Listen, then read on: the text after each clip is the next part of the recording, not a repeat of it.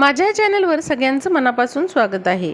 तर यावर्षी 2026 मध्ये वटपौर्णिमा 29 जूनला आलेली आहे आणि या वटपौर्णिमेचा उपवास कधी सोडायचा, हा उपवास कसा करायचा, वटपौर्णिमेच्या उपवासाला कोणते पदार्थ आपण खाल्ले पाहिजेत आणि त्याचबरोबर वटपौर्णिमेला आपल्याला उपवासासाठी कोणता पदार्थ हा खायचा नाही आहे। त्याचबरोबर जर मासिक पाळी आलेली असेल तर वटपौर्णिमेचा उपवास करावा की नाही, गरोदर महिलांनी उपवास करावा की नाही, या सगळ्या प्रश्नांची उत्तरं मी तुम्हाला देणार आहे।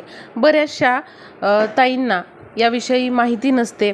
वटपौर्णिमा आहे म्हटल्यावरती आपण उपवास करतो, पण हा उपवास कधी सोडायचा, उपवास सोडताना कोणते पदार्थ खायचे, कोणत्या वेळेमध्ये उपवास सोडायचा, हे माहीत नसतं। बरेचसे प्रश्न असतात, तर या प्रश्नांची उत्तरं आपण बघणार आहोत। तर यावर्षी 2026 मध्ये 29 जूनला सोमवारी वटपौर्णिमा आलेली आहे।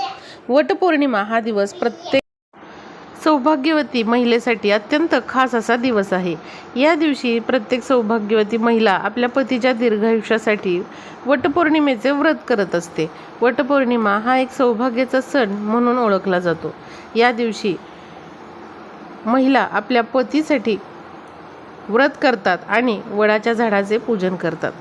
वडाचे झाड हे दीर्घायुष्याचे प्रतीक समजून या वडाच्या झाडाला सूत गुंडाळण्याची पद्धत आहे। त्यामुळेच या वडाच्या झाडाचे पूजन महिला आपल्या पतीच्या दीर्घायुष्यासाठी करत असतात। त्याचबरोबर वडाच्या झाडाला शिवरूप समजून या वडाच्या झाडाचे पूजन देखील केले जाते। ज्याप्रमाणे शिवपार्वतीचे अतूट असे पती पत्नीचे नाते होते, त्याचप्रमाणे आपल्या पतीचे आणि आपले नाते अतूट असावे आणि आपल्या पतीला दीर्घायुष्य लाभावे यासाठी वडाला सूत गुंडाळून वडाचे पूजन केले जाते।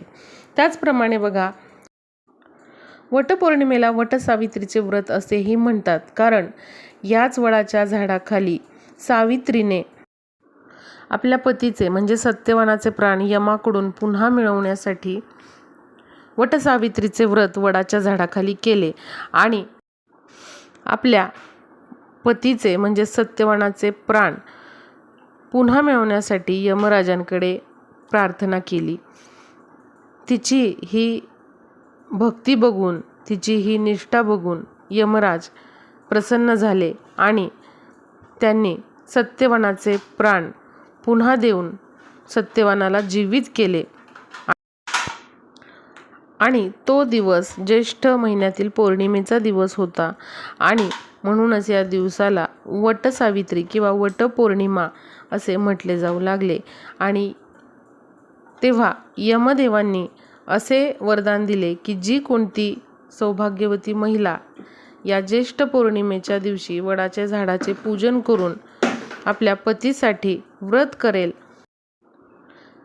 त्या स्त्रीच्या पतीला दीर्घायुष्याची प्राप्ती होईल। तर अशी बघा एक कथा आहे। त्यानुसार या दिवसापासून वटपौर्णिमेचे व्रत केले जाऊ लागले असे म्हटले जाते। या दिवशी वटपौर्णिमेचा उपवास केला जातो आणि वडाचे पूजन करण्याला विशेष महत्त्व आहे। तर यावर्षी 2026 मध्ये 29 जूनला सोमवारी वटपौर्णिमेचा उपवास आपल्याला करायचा आहे, कारण ज्येष्ठ महिन्यातील पौर्णिमा ही 29 जूनला सोमवारी आलेली आहे। त्यामुळे वटपौर्णिमेचा उपवास हा 29 जूनला सोमवारी करायचा आहे। आता हा उपवास कसा करायचा, तर तुम्ही 3 पद्धतीने हा उपवास करू शकता। तर बघा, पहिल्या पद्धतीमध्ये जोपर्यंत आपण वडाचे पूजन करत नाही तोपर्यंत उपवास करायचा आणि मग तोपर्यंत तुम्ही दूध, फळं हे पदार्थ खाऊ शकता। खूप जास्त तिखट, तेलकट असे पदार्थ खायचे नाही। तर वडाचं पूजन करेपर्यंत दूध, फळं किंवा सुकामेवा हे तुम्ही खाऊ शकता आणि वडाचे पूजन झाल्यानंतर मग तुम्ही लगेचच उपवास जो आहे तर तो सोडू शकता। उपवास सोडताना आपल्याला सात्विक जे जेवण आहे ते घ्यायचं आहे। म्हणजे तुम्ही पुरणपोळी बनवू शकता किंवा साधी भात, भाजी, आमटी बनवू शकता। एखादा गोडाचा पदार्थ त्या दिवशी बनवा। जरी पुरणपोळी शक्य नाही झाली तरी खीर किंवा मग शिरा हे तुम्ही बनवा आणि गोड पदार्थावर आपल्याला उपवास जो आहे तर तो सोडायचा आहे. आणि संध्याकाळी पण मग तुम्हाला उपवासाचेच पदार्थ जे आहेत तर ते खायचे आहे. म्हणजे पौर्णिमेच्या दिवशी, वटपौर्णिमे दिवशी एक टाईमच तुम्हाला जेवण करायचं आहे. अशा पद्धतीने पण तुम्ही करू शकता. किंवा दुसरी पद्धत म्हणजे दिवसभर आपल्याला उपवास करायचा आहे. उपवासाला तुम्ही उपवासाचे पदार्थ, दूध, फळं हे खाऊ शकता. आणि त्यानंतर संध्याकाळी दिवस मावळल्यानंतर आपल्याला उपवास जो आहे तर तो सोडायचा आहे. म्हणजे तुम्ही पुरणपोळी वगैरे केलेली आहे किंवा जो काही स्वयंपाक केलेला आहे आपण, तर त्यावर उपवास सोडायचा. उपवास सोडताना पुरणपोळी असेल तर ठीक, नाही तर कोणताही गोडाचा पदार्थ तुम्ही बनवू शकता. आता तिसरी जी पद्धत आहे ती म्हणजे बघा, पौर्णिमेचा उपवास ज्या पद्धतीने करतात तर संपूर्ण दिवसभर आणि रात्रभर देखील उपवास करायचा आणि दुसऱ्या दिवशी मंगळवारी 12च्या आत आपल्याला हा उपवास सोडायचा आहे. हा उपवास सोडताना देखील तुम्ही जो सात्विक स्वयंपाक आहे तर तो करायचा आहे आणि त्यावर उपवास सोडायचा आहे. गोड पदार्थावर उपवास हा आपल्याला सोडायचा आहे. तर अशा पद्धतीने तुम्ही 3 पद्धतीपैकी कुठलीही पद्धत वापरून हा उपवास जो आहे वटपौर्णिमेचा तर तो करू शकता. आता बऱ्याचशा महिलांना असा प्रश्न पडतो की वटपौर्णिमेच्या उपवासाचे कोणते पदार्थ आपण खाल्ले पाहिजे, कोणते टाळले पाहिजेत. तर उपवासाचे पदार्थ जे आहेत ज्यामध्ये बघा आपण साबुदाणा खिचडी असेल, दूध असेल किंवा मग फळं आहेत, ताजी फळं तर ती खायची आहेत. सुकामेवा तुम्ही खाऊ शकता. राजगिराचा लाडू जो आहे तर तो तुम्ही खाऊ शकता.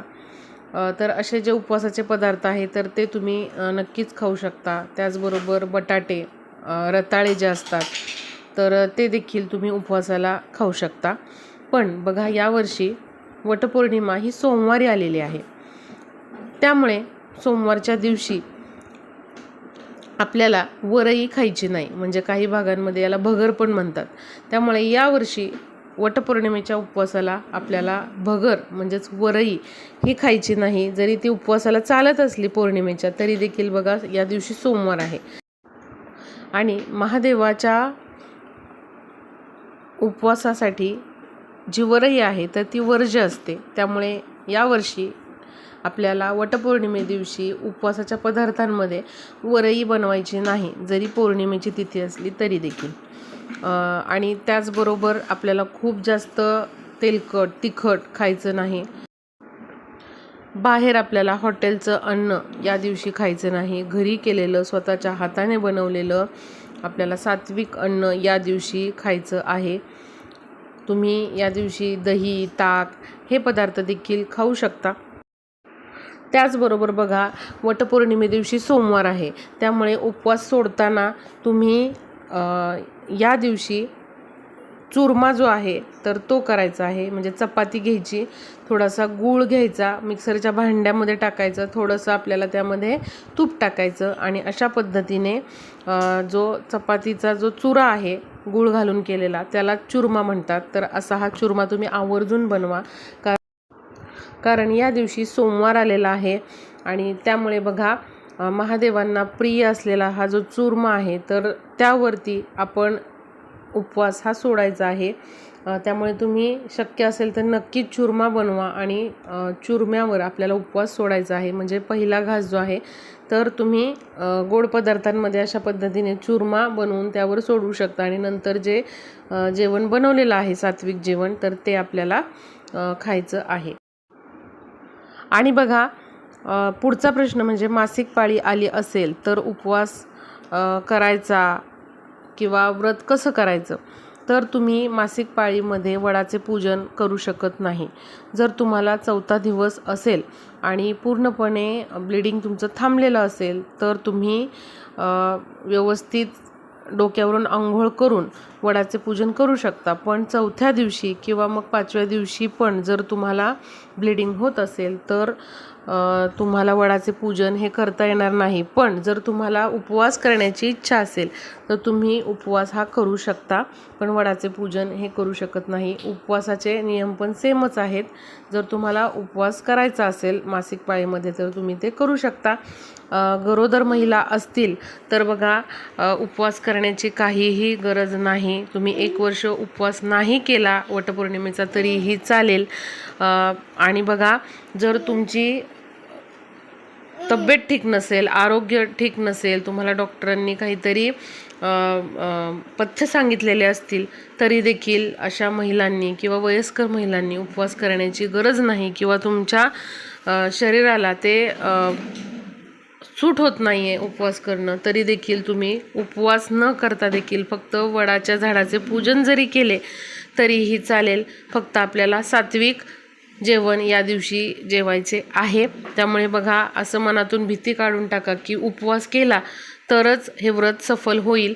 तुमच्या जर शरीराला ते सूट होत नसेल तर तुम्ही उपवास न करता देखील फक्त वडाच्या झाडाचे पूजन करू शकता. किंवा घरामध्ये वडाच्या झाडाचे जे फोटो असतो किंवा चित्र असते त्याचे पूजन करून देखील तुम्ही वटपौर्णिमेचे व्रत करू शकता. गरोदर महिलांनी उपवास करण्याची गरज नाही आणि 6 महिन्यापर्यंत तुम्ही वडाच्या झाडाचे पूजन हे करू शकता. उपवास तुम्ही नाही केला तरीही चालेल. तर बघा, नक्कीच तुम्हाला नियम जे आहेत वटपौर्णिमेच्या उपवासाचे तर ते समजले असतील. वटपौर्णिमेचा उपवास कधी सोडायचा, मासिक पाळीमध्ये उपवास करायचा की नाही, आणि यावर्षी 2026मध्ये वटपौर्णिमेच्या उपवासाला कोणता पदार्थ आपल्याला खायचा नाही हे पण मी तुम्हाला सांगितलेलं आहे. व्हिडिओला जास्तीत जास्त शेअर करा, म्हणजे सर्व महिलांपर्यंत हा वटपौर्णिमेच्या उपवासाचा व्हिडिओ पोहोचेल आणि अनेक प्रश्नांची उत्तरे त्यांना देखील समजतील. धन्यवाद.